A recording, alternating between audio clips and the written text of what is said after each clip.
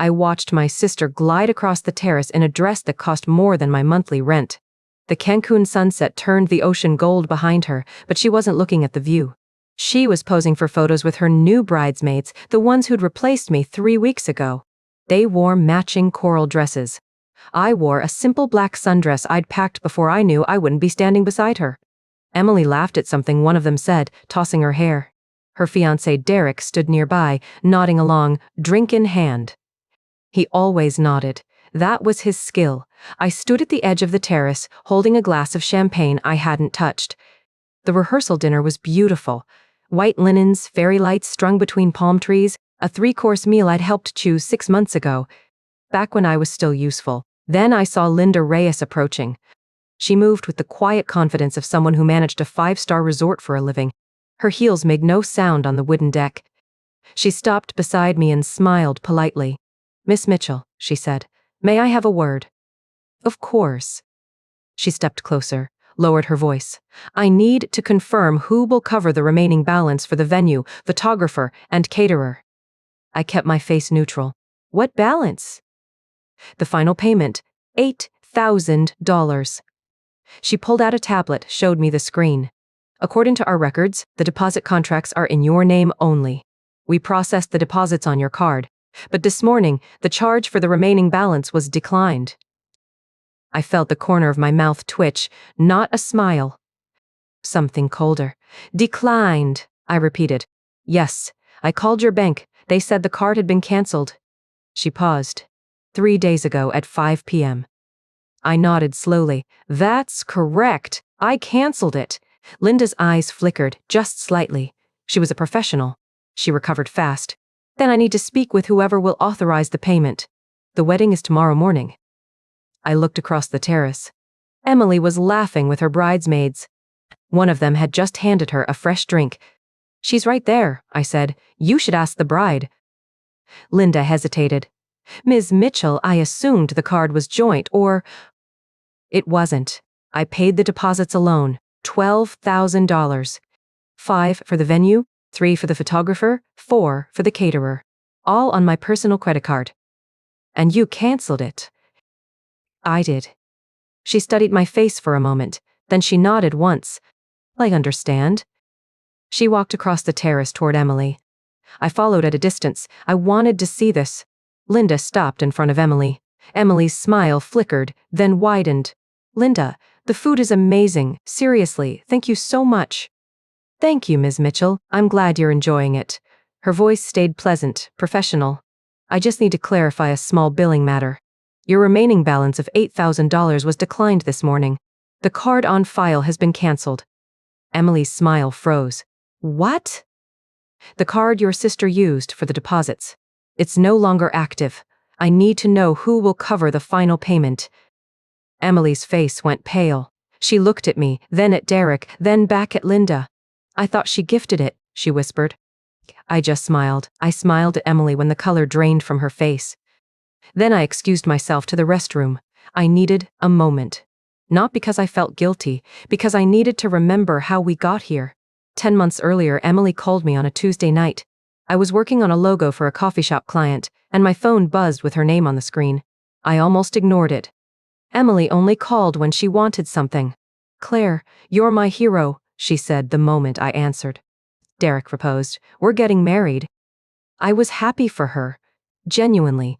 She'd been with Derek for 2 years and I'd watched her play the perfect girlfriend on Instagram, brunch dates, sunset photos, matching outfits. Now she had the ring to prove it. "We want to do it in Cancun," she said. "Azure Shores Resort. It's going to be gorgeous." "That sounds expensive." "It is. But listen, Derek's parents are covering the big stuff. I just need help with the planning. You're so good at that sort of thing. You organized Mom's retirement party perfectly." I remembered that party. I'd spent 3 weeks coordinating with the venue, the caterer, the photographer. Emily showed up late and posted a single photo of the cake. "Please, Claire, I can't do this alone. You're my sister." That phrase, "you're my sister," she knew exactly what to say. I agreed to help. I thought that was my role, the reliable one. The one who showed up early and stayed late. The one who made sure everything worked, while Emily smiled for the camera. Our parents reinforced it. At a family dinner that weekend, Mom reached across the table and patted my hand. "It's so kind of you to help Emily. She's under so much pressure." "And family helps family," I nodded. I always nodded. The first meeting with the resort was over video call. Linda Reyes, the venue manager, walked us through the packages. Emily had her camera off and typed in the chat, "Whatever Claire thinks is best." I chose the premium package. The venue deposit was $5,000. The photographer deposit was $3,000. The caterer was $4,000, $12,000 total. "Can you put it on your card?" Emily asked. "I'll pay you back as soon as Derek's parents send the money." "Mark?" I hesitated. $12,000 was a lot. I was a freelance graphic designer. I didn't have a steady paycheck. Some months were good. Some months I ate pasta for a week. "Please, Claire, I wouldn't ask if it wasn't important." I said yes. Linda sent the contracts. I read through them quickly, too quickly I realize now. The venue, the photographer, and the caterer were all listed under my name. My name alone. Emily was listed as the bride, but not as a financial signer. I should have noticed that. I should have asked why her name wasn't on the agreements. But I trusted her. "I'll email you the signed contracts," I told Linda. "You have a beautiful older sister," Linda said to Emily. "Most family members don't invest this much effort." "She's the best," Emily said, her voice syrupy sweet. "I don't know what I'd do without her." I printed the contracts, signed them with my blue pen, and scanned them back. The deposits hit my credit card the next morning. $12,000, gone in an instant. I told myself I'd get it back. Emily promised.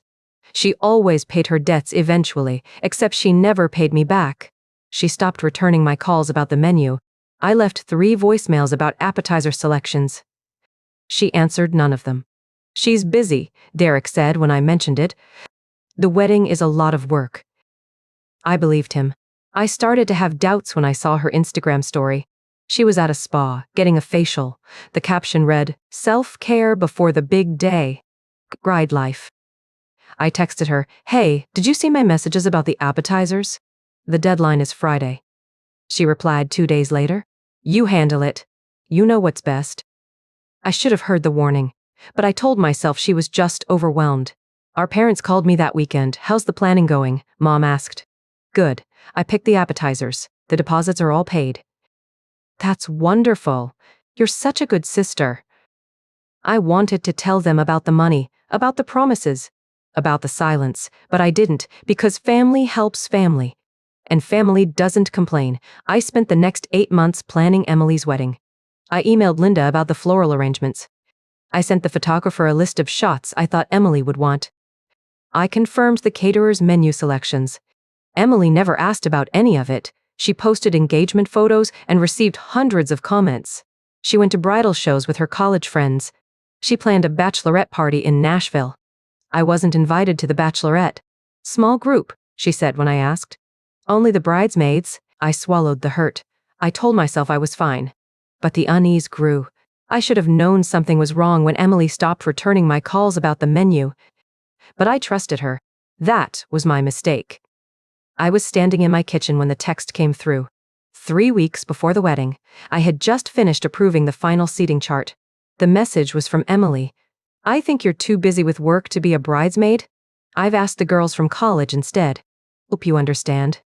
No phone call, no explanation, just 21 words on a screen. I read it 3 times. I set my coffee down. The seating chart slid off the counter and landed face down on the tile.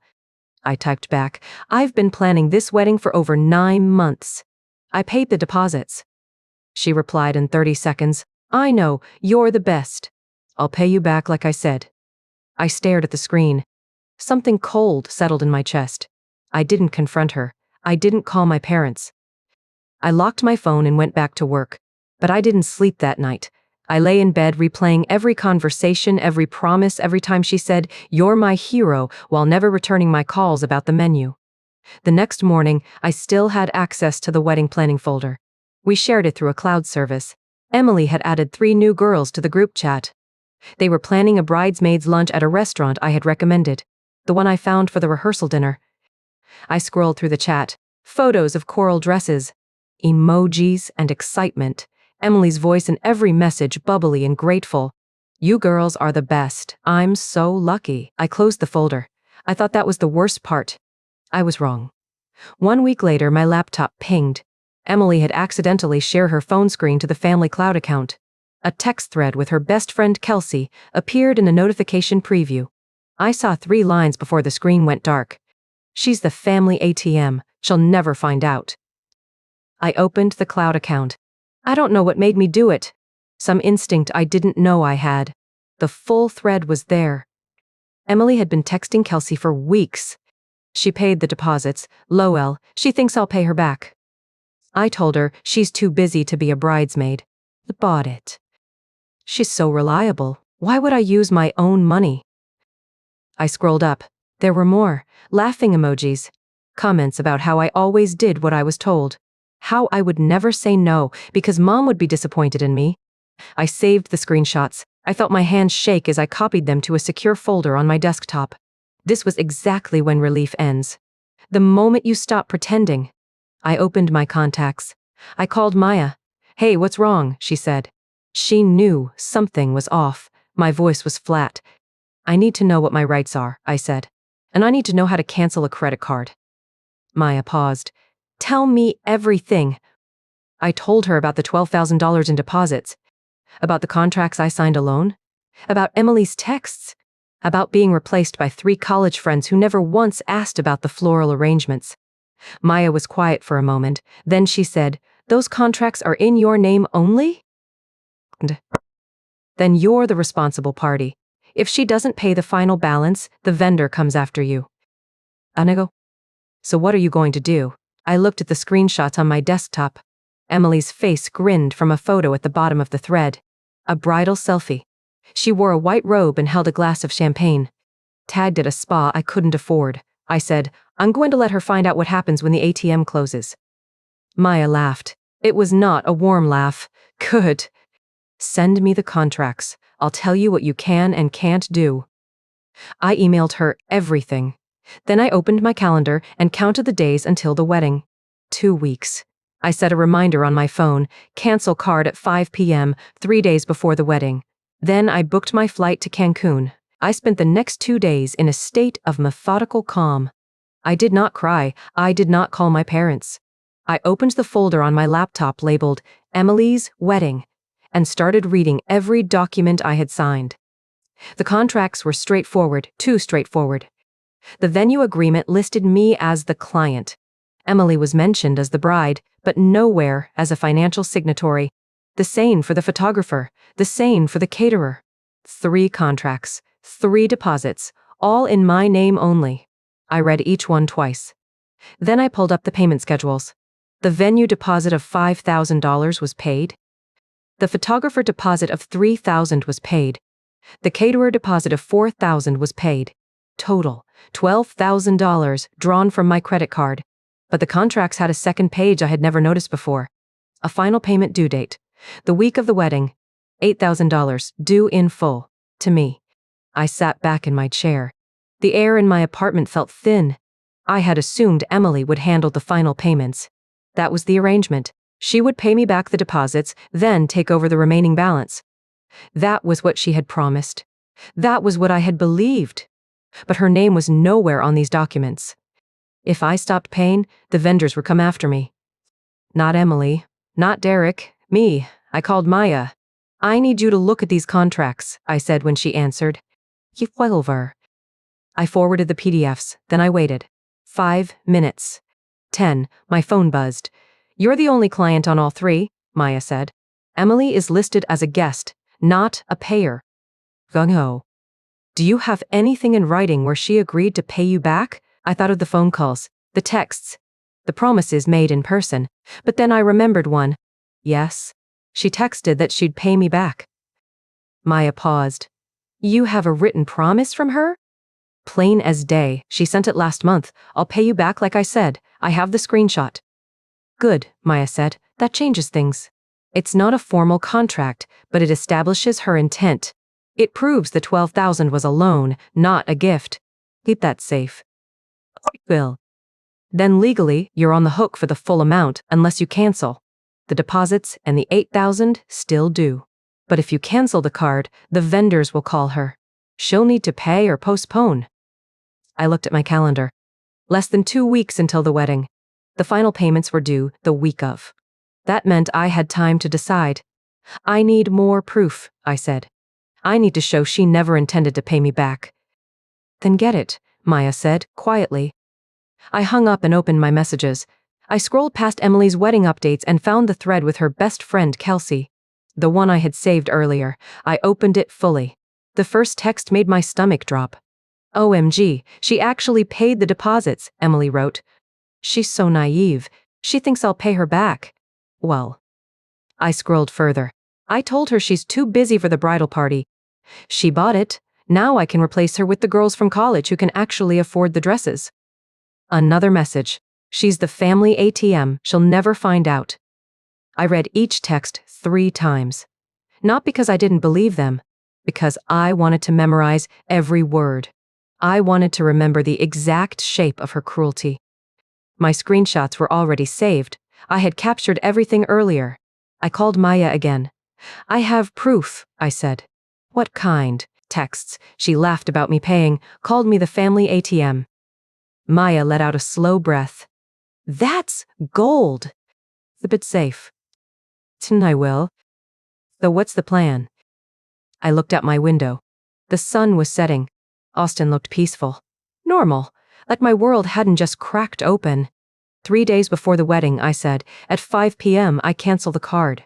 Then I fly to Cancun. I watch her face when the manager asks who's paying. That's cold, Maya said. She played cold, I said. I just play better. The terrace at Azure Shores Resort looked exactly like the brochure. String lights hung above long tables draped in white linen.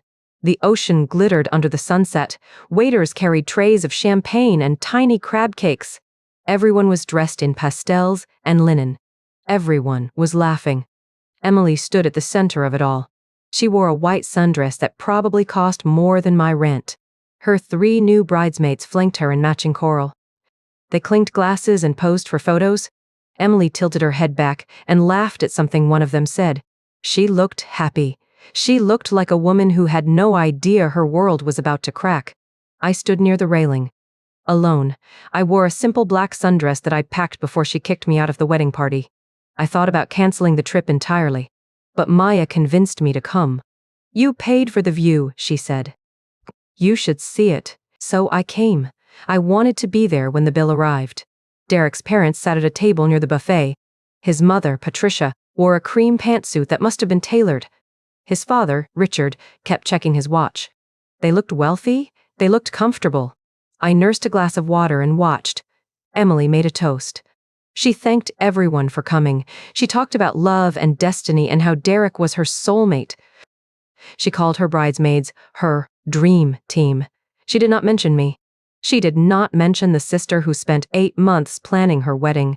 She did not mention the $12,000 I had put on my credit card. I smiled. I waited. Linda Reyes approached me quietly near the railing. She wore a dark blazer and carried a tablet. She looked professional. She looked like someone who had done this 100 times. Claire, she said softly, I need to speak with you about the remaining balance. I nodded. I know. There was an attempt to process the charge this morning, she said. The card was declined. I was told the account has been closed. I canceled it 3 days ago, I said. 5 p.m. I called the bank myself. Linda studied my face. She did not ask why. She was too professional for that. The $8,000 still needs to be paid, she said. The wedding is scheduled for tomorrow morning. If the balance is not settled by 8 a.m., we have to postpone. I understand, I said. She paused. Do you want me to speak with your sister directly? Yes, I said, please. Linda walked toward Emily's table. I followed a few steps behind. She stopped next to the bridal party's cluster of chairs. Emily looked up from her champagne flute. Her smile was wide and easy. Linda, is everything okay? Is the food ready? Almost, Linda said. But first, I have a small administrative matter. I need to speak with the person responsible for the final payment on the wedding package. Emily tilted her head. That should be my sister, she said. Claire, she's handling the payments. Linda's voice remained calm and clear. The card that was used for the deposits has been cancelled. There was an attempted charge this morning. It was declined. The remaining $8,000 has not been paid. The terrace went quiet. Emily's smile froze. Excuse me? The card on file is no longer valid, Linda repeated. I processed a check this morning, and it failed. I need to know who will cover the balance. Emily turned to me. Her eyes were wide. Claire? What is she talking about? I set my water glass down. I let the silence stretch for 2 full seconds. I canceled my card 3 days ago, I said. Emily stared at me. The color drained from her face. What? 3 days ago, I repeated. At 5 p.m. I called the bank and closed the account. But the wedding is tomorrow, Emily said. Her voice was thin, shrill. You paid the deposits. I did, I said, $12,000. On my card, in my name. You were supposed to pay me back. I was going to? Good one. She opened her mouth, closed it. The bridesmaids shifted their weight. Derek stood up from his chair. Claire, Derek said slowly. What's going on? I looked at him. He looked confused, genuinely confused. That almost made me feel bad. Almost. Ask your fiancé, I said. Emily's mother, my mother, stood up. Claire Marie Mitchell. What are you doing? I turned to her. I kept my voice low. I'm showing everyone what happens when you treat family like a credit card. Linda Reyes cleared her throat. I don't mean to interrupt, but the resort needs to know. The contract is in Claire's name. She is the only signatory. If the balance is not paid by 8 a.m. tomorrow, we will have to postpone. Emily whipped around to face her. Postpone? You can't postpone my wedding. I can, Linda said calmly, and I will. The contract is clear. Then talk to her, Emily said, pointing at me. She's the one who signed. She did sign, Linda said, and she was the one who cancelled. So I need to know who else will be paying. Emily looked at me. Her eyes were wet, her voice cracked. You said you would help me. I did help you, I said. I helped you for 8 months. I paid for your venue. I paid for your photographer. I paid for your caterer. I bought you lunch when you were stressed. I listened to you cry about centerpieces. And you repaid me by replacing me with 3 girls who can afford coral dresses. I thought you understood. Understood what? She swallowed hard. I thought it was a gift. I let that land. I looked at her. I looked at Derek. I looked at Patricia and Richard. I looked at the bridesmaids who had no idea what to do with their hands.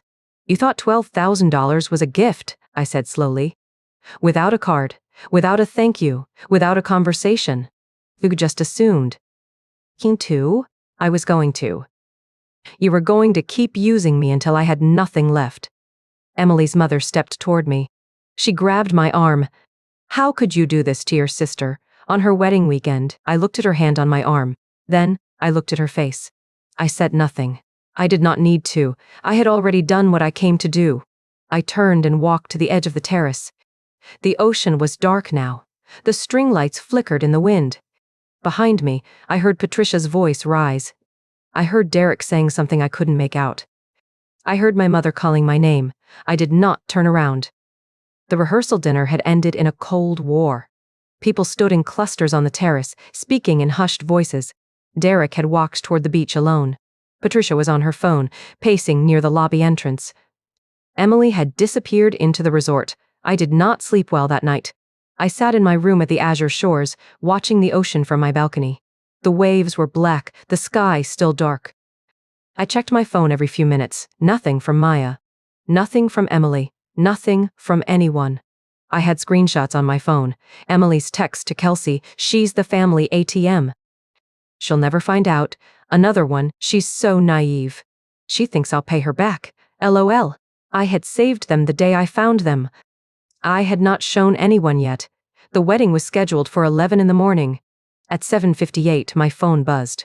It was Maya.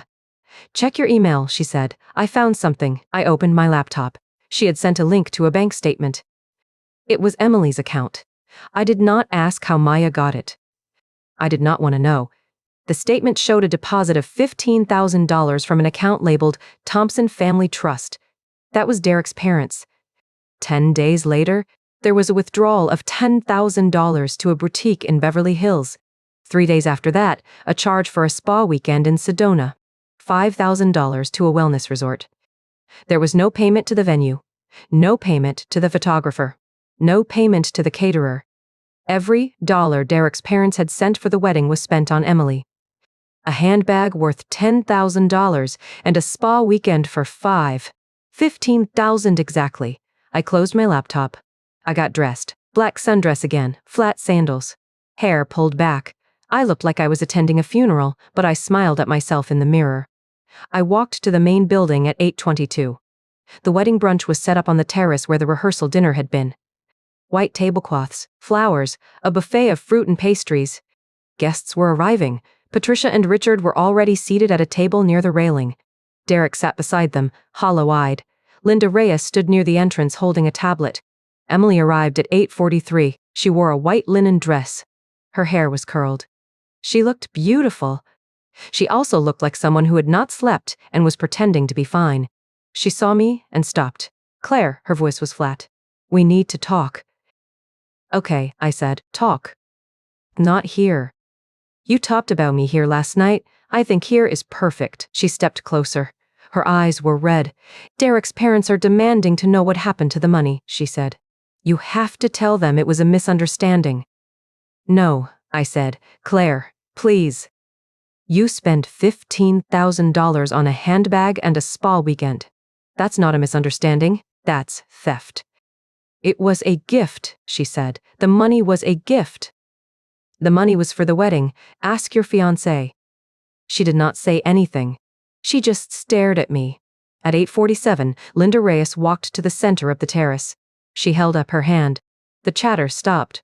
"Good morning," she said. "I regret to inform you that the wedding scheduled for today cannot proceed until the remaining balance of $8,000 is paid. Our records show that the deposit cards were canceled.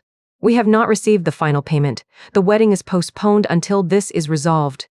The silence that followed was so complete, I could hear the waves hitting the shore below. Patricia stood up. $8,000? she said. "We sent Emily $15,000 for the wedding. Where is that money?" Emily opened her mouth. Nothing came out. "Show them," I said. She looked at me. "What?" "Show them the bank statement. Show them where the money went." "Well, I don't have it." "Do." I pulled out my phone. I opened the screenshots. I walked to Patricia and held the screen in front of her. "This is Emily's bank account," I said. "You sent $15,000 on the 8th of last month. On the 18th, she spent $10,000 at a boutique in Beverly Hills on a handbag. And last week, she paid $5,000 for a spa weekend in Sedona." Patricia stared at the screen. Her face went pale. Richard took the phone. He scrolled through the screenshots. He looked at Emily. "Is this true?" Emily did not answer. "Emily," Derek said. His voice cracked. "Tell me it's not true." She looked at him. She looked at the phone. She looked at me. "I thought it was a gift," she whispered. "You thought everything was a gift," I said. I opened another screenshot. Emily's text to Kelsey. "She's the family ATM." I held it up. "This is how you talk about your family," I said. "This is who you are." Patricia walked away from the table. Richard followed.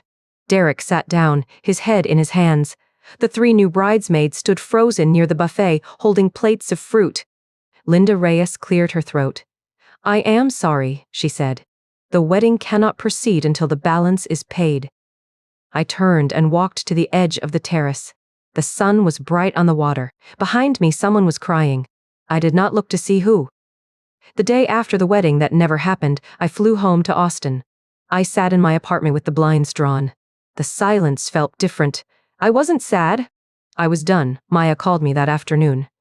"You need to file," she said. "Small claims. $12,000. "I know," I said. "She sent me the forms within the hour."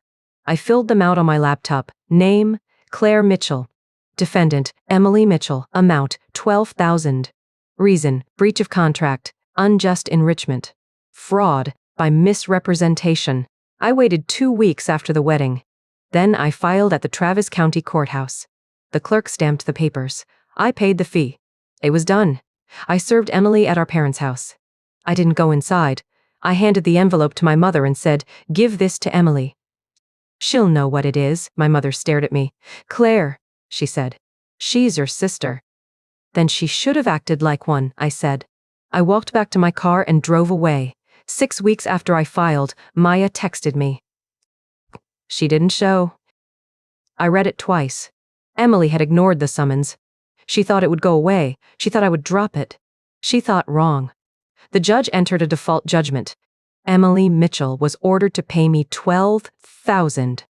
But collecting was the problem. Emily had no money. She had spent it all. The designer handbag. The spa weekend. She had nothing left. Maya said, "You can garnish her wages." "Will that work?" I asked. "She has to have a job first," Maya said. Emily moved back into our parents' house. She posted on Instagram about a hard season and focusing on herself. She didn't mention the wedding. She didn't mention the money. Derek's family demanded repayment of the $15,000. Patricia sent an official letter. Richard followed with a phone call. Derek told Emily it was over. Her engagement ended not with a fight, but with a certified letter from a lawyer. I learned all of this from my mother, who called me once a week to try to fix things. I let her talk. I didn't offer solutions. "So you're just going to ruin her life?" my mother said. "She ruined it herself," I said. "I just showed everyone the receipts." 2 months after the judgment, Emily got a job. She worked at a boutique in a strip mall. Minimum wage, 15 hours a week. I filed the wage garnishment with her employer. My lawyer sent the paperwork. Emily's first garnished paycheck was $107.34. The check arrived in my mailbox 7 days later. I looked at it. $12,000. This was going to take years. I didn't care. I put the check in the bank and went back to work. I was designing a website for a coffee shop. I had a deadline. I had clients. I had a life that didn't revolve around Emily. The months passed. The checks kept coming. Small amounts, erratic, sometimes weeks apart. Emily changed jobs twice. I tracked her through the Texas Workforce Commission. The garnishment followed her. My mother stopped calling. My friends told me I was strong. I told them I was just tired. They didn't understand the difference. I wasn't sure I understood either. A year after the wedding that never happened, I sat in my apartment in Austin. I had a glass of wine. I had my cat on my lap. I had a folder on my desk labeled Emily, with all the receipts, all the texts, all the legal filings. I had not spoken to Emily in 12 months. I had not seen her. I had not wished her a happy birthday. I had not sent a Christmas card. I thought about her sometimes. About the sister I thought I knew. About the wedding I had planned. About the table on the terrace in Cancun where everything fell apart. I thought about the $107.34 checks that still arrived every month. I did not feel victorious. I did not feel vengeful. I felt distant, like she was a character in a story I had once read. But I also felt lighter. I had stopped carrying her. I had stopped enabling the lie that family loyalty meant unlimited sacrifice. I had stopped being the family ATM. I finished my wine. I closed a folder. I pet my cat. I went back to my work. If you are watching this and you have been treated the way I was treated, here is what I want you to know. You are allowed to walk away. You are allowed to protect yourself. You are allowed to let them face the cost of how they treated you. The cost may have been $12,000. The cost may have been a sister. The cost may have been a family that only loved you when you were useful. But the cost of staying would have been everything. I learned that on a terrace in Cancun, and I never forgot it. Thanks for listening to my story. If it meant something to you, please like and subscribe for more.